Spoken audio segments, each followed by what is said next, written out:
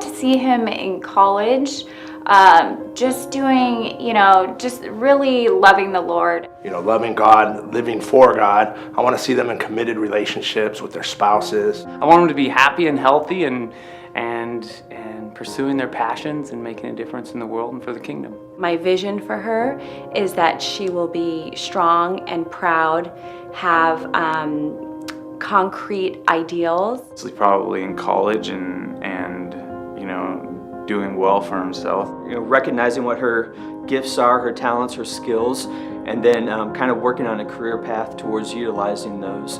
Growing up God-fearing, being able to be good disciples and bringing people in to the church. Serving God and, just being a part of this world, but not of this world. Hopefully I see my kids in very good Christian marriages, raising their children like we're trying to raise them. Wherever they are, I just pray that their foundation is steady.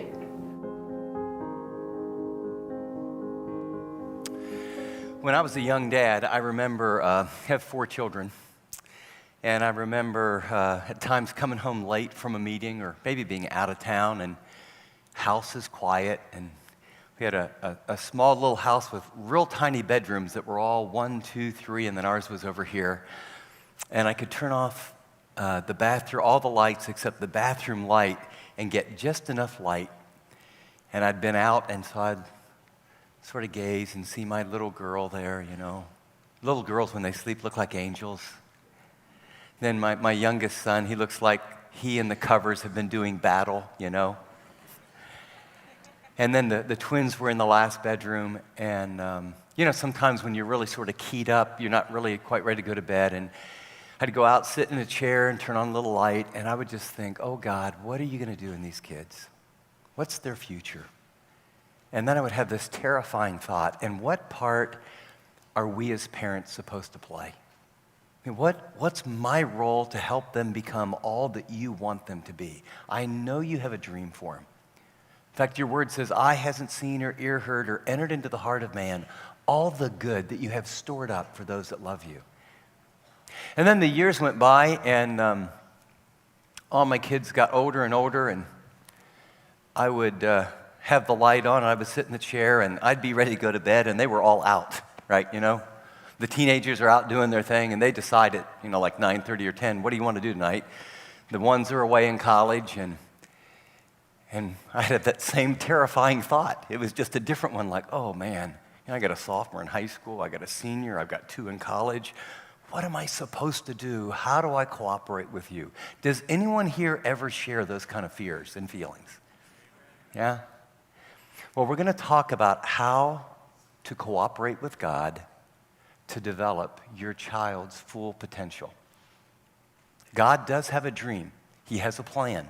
He's got a plan for all the world, but he has a plan for every one of your children and mine.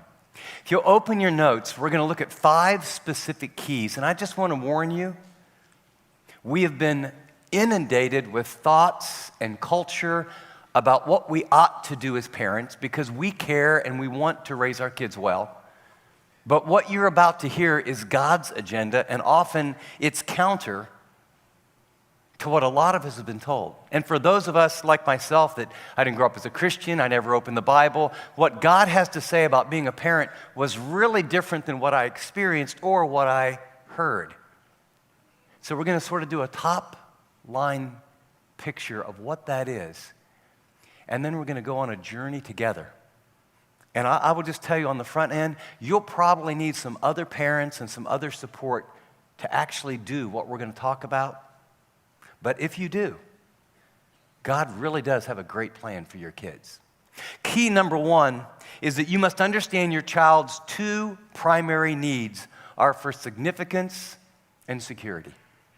The little human being, whether it's a brand new baby, a 2-year-old, a 12-year-old, a 22-year-old, a 32-year-old, I have learned they're still your kids, and they still have the same 2 needs, significance and security. Significance is, am I a somebody? Do I really matter? Security is, am I safe and do I belong? And so intrinsically, your children are always asking 2 questions. 1, do you love me? Basically, by your body language, by your actions, by your words, by what you do, by what you don't do. Do I belong? Do I matter? Am I valued? Am I wanted? Am I accepted? Inside, they're always asking that question. The second question they're asking is, where's the boundaries? And that's like, who's in charge? Is there someplace safe? The little hearts they have and the big hearts they have. You know, you tell any kid, here's the line. Don't cross that line. What do you know in 3 minutes? Right?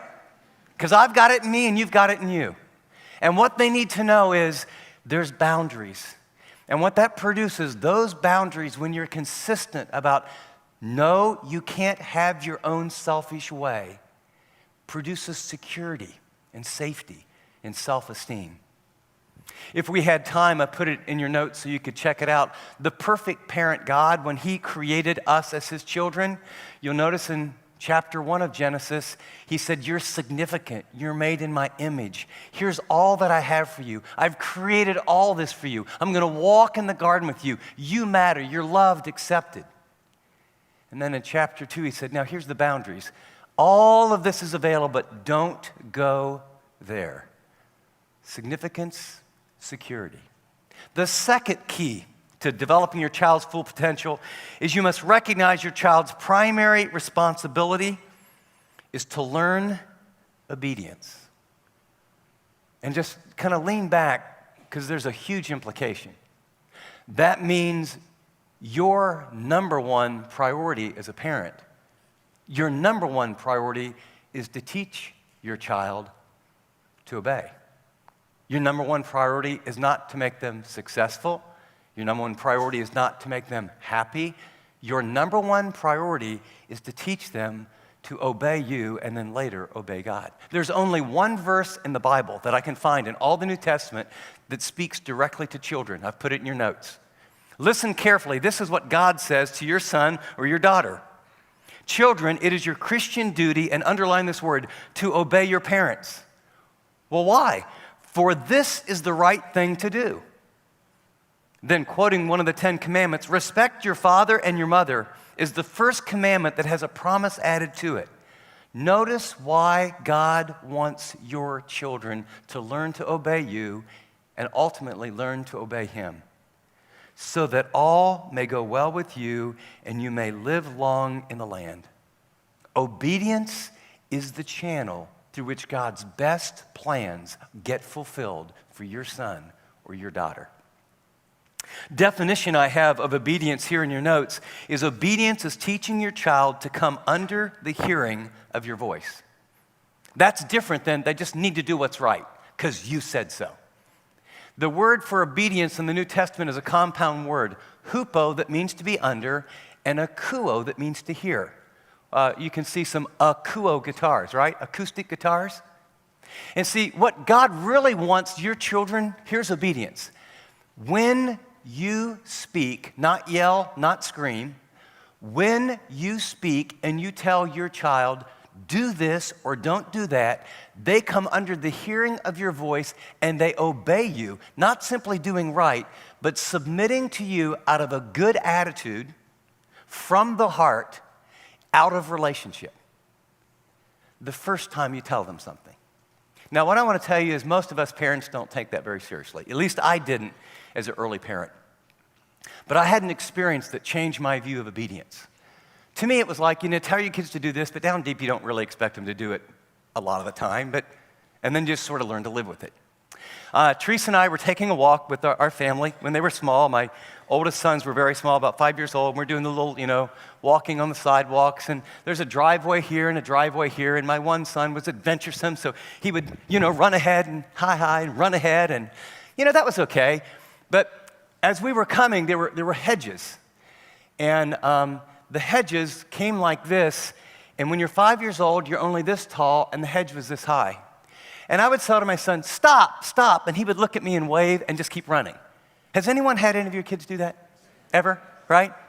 Okay, now here's the scary part. Because I think it's kind of cute. And he's running pretty fast. And as an old ex-jock, say, hey, way to go, son, you know? But it's not funny at all because now I see a truck coming out of a driveway going about 30 miles an hour and picking up speed. Guess what? There's hedges. He can't see my little boy. And so I say, Eric, stop! And I'm just, you see this coming? This is a direct collision. And he laughs at me and he runs across and that car goes by. And you know what I learned?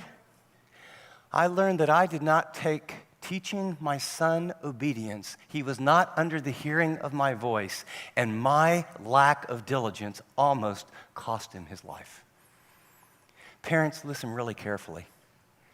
If your son or daughter, and by the way, the earlier the better, if they do not learn to come under the hearing of your voice, and you are a parent that they can see, how do you expect them to hear the voice of their Heavenly Father who they cannot see?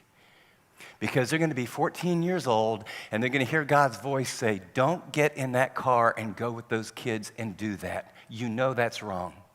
And someone is going to say to them, you know something, you ought to come to this party, and you know what, it doesn't hurt, you ought to try this at least once. And they're going to hear God's voice. And they're either going to learn because of their practice with you to know the safest, best, most significant and fulfilling place to ever be is under the voice of obeying your mother or father. And if they don't learn it from you, the likelihood of them learning it from their Heavenly Father is very slim.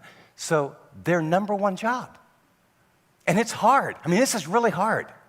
And we all struggle here, okay? I remember when I was trying to learn this, and it took such effort.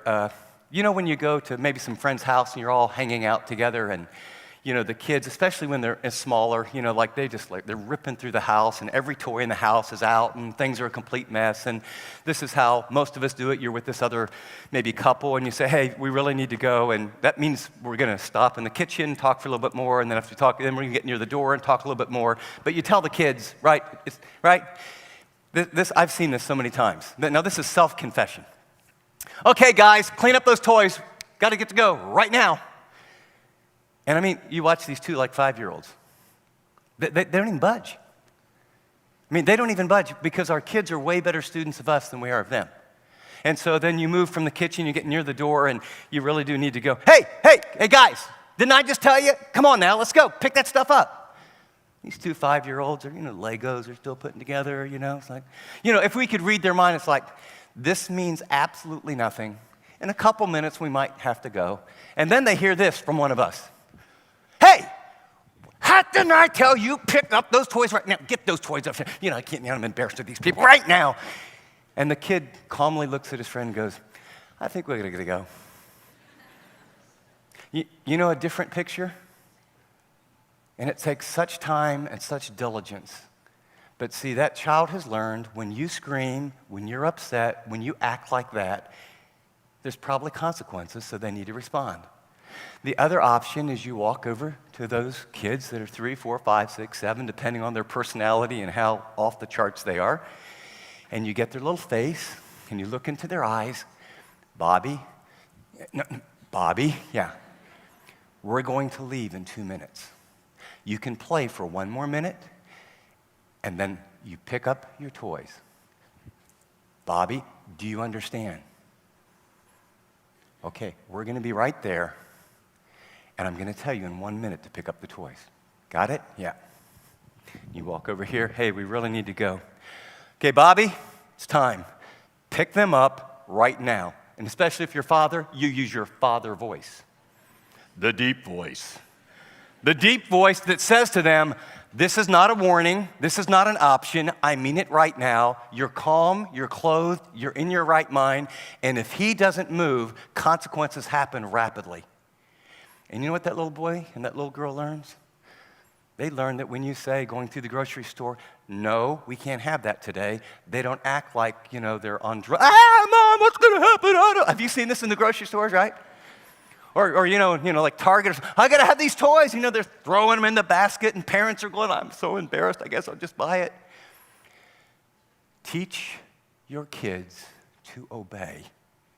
your voice calmly, with consequences, with rewards, with love, and with tenderness. It's a hard job. It takes a lot of time. Most 5-year-olds are running the world. That's why McDonald's markets to them. Where are we going to go to eat? I don't want that. Why do they call it a Happy Meal, right? Third, you must remember that obedience is a developmental process. Now, what I mean by this is that children don't just learn to obey. Just as they physically develop, just as they mentally develop, and just as they morally develop, you need to understand that they're involved in a process. Just like there's seasons, there's a way that a 2-year-old, a 4-year-old, an 8-year-old, an 11-year-old, a 13-year-old, a 15-year-old, and a 22-year-old, they think differently. Their bodies are different. The hormones are different. You need to understand that learning obedience is different at different stages, but this is our number one job. Because obedience is the channel through which God's biggest and best plans for your child are delivered, that it might be well with them. Notice the passage here. Although he was a son, speaking of Jesus, he learned obedience from what he suffered. Perfect deity, but perfect humanity. He went through the normal process. Jesus had to learn to obey. If Jesus had to learn to obey, think about our kids. And then notice the developmental process in Luke 2:52. Jesus grew in wisdom and stature and in favor with God and favor with men. Wisdom, intellectual development. Stature, physical development. Favor with God, spiritual development. Favor with men, social development. And so I put a little chart here. You'll notice it says spiritual formation and mental development. Literally, it's mental and moral development. My background before I went to seminary was in education and in psychology, kind of sports psychology and educational psychology. And so how do kids learn? And how do people learn? And how do they grow? And the little chart you see is from a fellow named Lawrence Kohlberg, who made his life study to examine how do little children at various stages grow? How do their minds work so that they learn both mentally and morally? Because what I would suggest is when you don't understand how God has made children, we often do the very opposite of what they need. And so notice the little chart here. When a child is 0 to about 4 or 5 years of age, notice underneath, they just think in concrete terms. Explanations about why, and you shouldn't do that, and say you're sorry because of this, and these 3 passages, and the sanctification process is about this, and these 4 verses, and this lecture. They're 4 years old. Right? Wrong, just information. They just need to know the rules. What's right, what's wrong.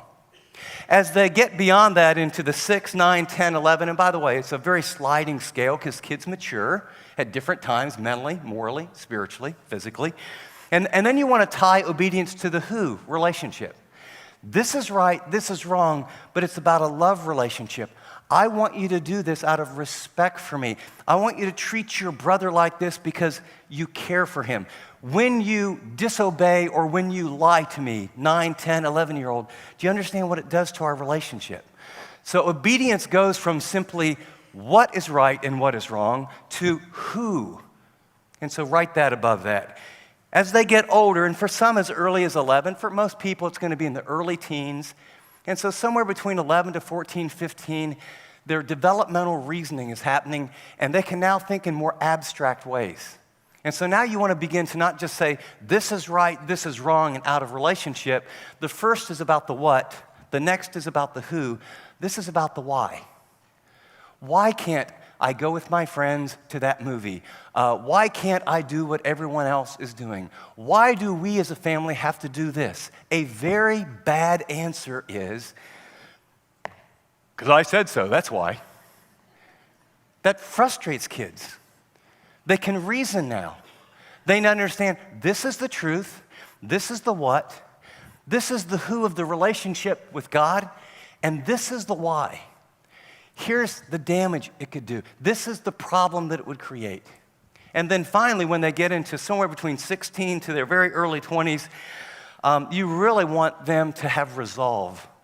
And what I mean by that is you want them to make their own decisions. And you go from sort of in the early days, you're the commander, right? This is the way it is. Then you turn from the commander to the instructor, okay? I care about you. And then you go from the instructor to the coach. This is why, and then you literally, in the later years, you're becoming a consultant. And what you really want them to do is learn to make the right decisions for the right reason in relationship to God and you and other people. And that creates a very, very different approach. This is outlined. Some of you are looking at me like, wow, these have huge implications. These have huge implications. We ended up putting this in a book form called Effective Parenting in a Defective World, where I develop it a lot more. Because here's our tendency. Here's what we do. When you're a young parent, you so want to do it right, and you want your kids to turn out so right. And we do things like this, like a 3-year-old and a 4-year-old, they're fighting, or a 5-year-old, and we get them together. Now, you two, you need to say you're sorry. You need to confess your sins. Have you memorized 1 John 1:9? Say that to him. If we confess our sins, he's faithful and just to forgive us our sins. Okay, then here's what, we have these long explanations. They're 4. They're 5 years old. Or we say, now, do you have Jesus in your heart? And the kid will say, I don't think there's room there. He's very big. And they can only think. So we talk instead of behavior, calmness, reward, consequences. And then they get to be teenagers. Well, we're still fearful, but we're worn out, And so they say, I don't understand why, all the other kids, and his dad's even, he goes to church too, and they're seeing this movie, and they're going to have a stay overnight, and his parents aren't home, but you should really trust me, and I don't understand, he's only been to juvenile detention once, and, he said he was sorry, and why can't I go? And your answer is, because I said so, and I'm the mom or I'm the dad. And they slam the door and go to your room, and you don't talk. When they're small, you're kind, you're calm, you're under control. There's consequences, there's behavior, very short explanations. The older they get and they have all those questions, you say, wow, that is a great question. You know what, let's go grab a Coke or a cup of coffee. Let's talk about it. And you say, okay, let's, and this is where as a parent, you say, I've been reading in the Proverbs, and the Proverbs in 13:20 says that he who dwells with wise men will be wise, but the companion of a fool will suffer harm. And you know what? You just hang around the wrong people. This is always what happens. And I love you, and your mom loves you, and we're for you. And this is a boundary that I really can't budge on, and I understand it, but this is the why behind it. Now, they may not go, oh, Dad, Mom, thanks so much. I get it now, and you even read a verse from the Bible. I just feel ooey-gooey inside. No. But what they'll be treated like as an adult, and they'll have a reason and a why. When they get a little bit older, right, and they want to do something, and it's gray, and down deep, this is not the best thing, okay? This is where you want to develop convictions. And so often my kids, they're 17 or late 16, 17, and they're saying, I really want to do this. And you're thinking, I do not feel good about this. I don't think it's a good idea. But the worst that can happen is a fender bender. You know what I mean by that? I mean, no one's going to die probably. It's not going to be good. And so instead of saying no, I often, when I got to here, because I want them to get resolved, I'd say, well, you know what? And then I remember when they start looking at me. So what I want you to do is, I want you to just pray about this for 24, 48 hours. What? I mean, whether I can go on this thing with this group and do that? Yeah, I just want you to pray. You ask God whether you think this is good. And then let's get together in 24, 48 hours, and you tell me how God's leading you and why you think it's a good idea. Now, at times they made the decision I didn't think was very good, but they processed it, they owned it, they did it. And sometimes when it wasn't very good, guess what? They got the consequences. It wasn't very good. And other times I was actually surprised. When I put the ball in their court, it was like, no, I know, yeah. Nah, I'm not going to go. Do you see? When you want to develop obedience, you need to understand the age of your child and the moral development, because the goal is they learn to obey from the heart, you, and even more importantly then, God. 2 principles I've found sort of undergird this. One is the principle of readiness, and the other is the principle of responsibility. Because if you're sitting here going, now, like, how would you really do this? The principle of readiness is stated here is only teach your children what they're mentally and emotionally capable of learning. And what I mean by that is don't, here you've got, I see this happen all the time. You've got this 5-year-old, and they can only think in concrete terms, and you're trying to teach them something that's very abstract. It's much easier to see in the physical realm. 5-year-olds, with few exceptions, have very limited motor skills. They're still developing. 5-year-olds, some develop faster and are ready and able to read, and others can't and shouldn't. But you have been inundated in a culture that says earlier, earlier, earlier, the better, and if I don't start early, they're going to miss something. And so that's why we have many of you spending most of your life in minivans and SUVs eating, and your entire world on weekends in youth sports. Because someone told you that, if your 5-year-old isn't on a soccer team yet, what's going to happen? And so then when you go to like a soccer game of 5 or 6 or even 7-year-olds or a baseball game, you have all these parents screaming on the sidelines, and then you have 21 of 22 people all clustered kicking a ball with one kid over sitting like this, picking dandelions. Or you have this group is up to bat, and it's father pitch, or it's this, and they're all, eye-hand coordination develops later. But someone saw Tiger Woods years ago start really early and convinced all of us that the earlier, the better, even educationally. All the research is this. Start them reading at 3, start them reading at 4, start them reading at 5. I got news. By age 9, they're all exactly at the same level. But do you realize the pressure? You know what you do to young athletes when their motor skills aren't developed? And in all these youth sports, you tell me if this is wrong, there's only like 2 or 3 kids that are like the stars, right? Why? They developed early. So a lot of kids that could end up being great athletes or actually good academically, their experience is, man, at 5-year-old, I'm no good. At 7-year-olds, I'm no good. Well, that's because their motor skills don't kick in until later. But it is out of our fear instead of our cooperation with how God designed our kids.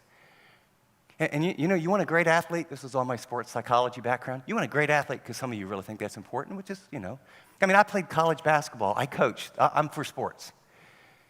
Go in the backyard with your 5-year-old, 6-year-old, 7-year-old, 8-year-old. Kick the ball. Invite a few friends over. Look into their eyes. Help them learn their skills. Have him not compare everything and think that the whole thing about sports is, wow, I got a really cool uniform and these $35 shoes that mom and dad got me, and I didn't do anything. I got a little trophy. In fact, I've got 6 of them now. And what I realize is whether you're good or bad or whatever, you always get a trophy because the world is all about me, and I really want to be a narcissist, so thank you for the help. And so, readiness. We blew it. Just so you don't feel so bad, our oldest, he's 5 minutes older than his twin brother.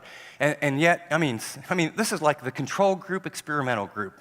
Born, same family, 5 minutes apart. And this one was ready, jumped into school. Their birthday is August, so, they just turned 5. We can't be behind. I got to love my kids. And so we put them both in school. Well, one was great. The other, my lands, he struggled. First grade, he struggled.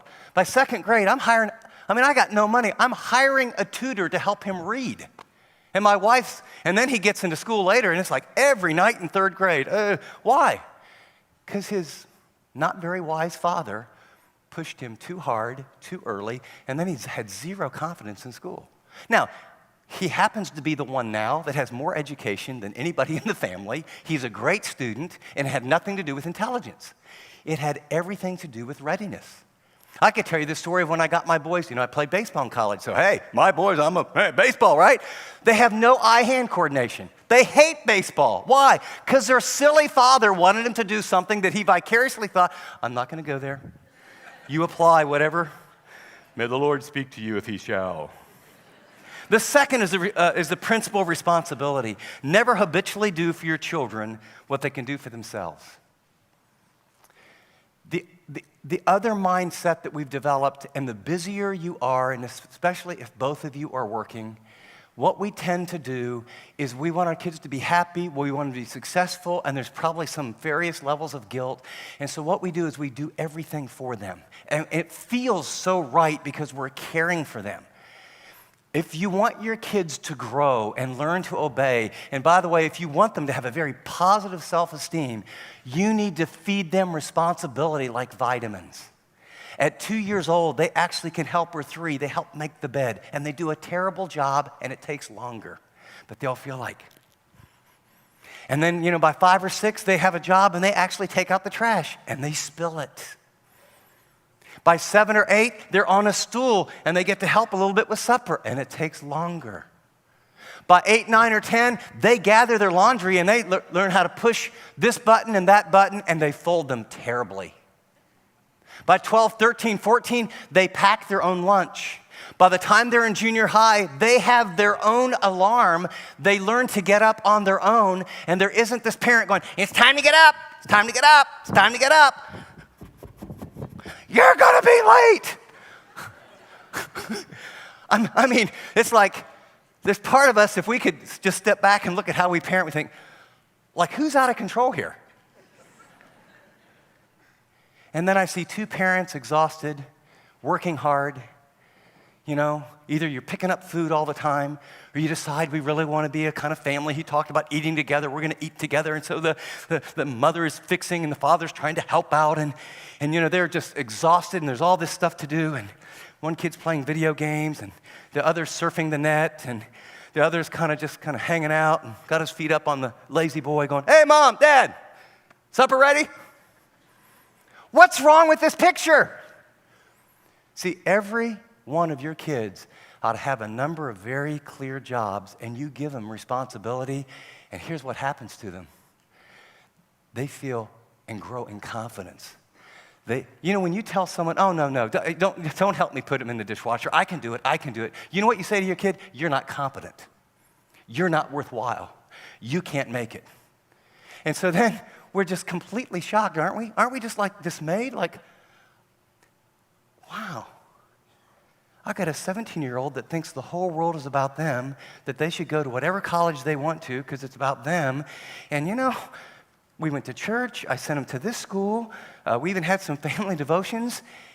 And wow, what happened? After all I did for them. Well, guess what? You sow and you reap. If we sow, even unintentionally with the best of motives, all the world revolves around you. You should have the best of this and the best of this and never suffer. And if there's a problem with a coach, I'll stand in. If there's a problem at school, I'll go down to the school. If you have a problem with someone else, I'll step in. I'll take care of you. I'll take care of you. Guess what? You have a 17 or 8-year-old who's thinking the whole world should take care of them. Your child's 2 greatest needs are for significance and security. The number one responsibility they have, and your number one priority, is to teach them obedience. And you must understand that learning obedience is a developmental process, mentally, morally, spiritually, and physically. Does that make sense?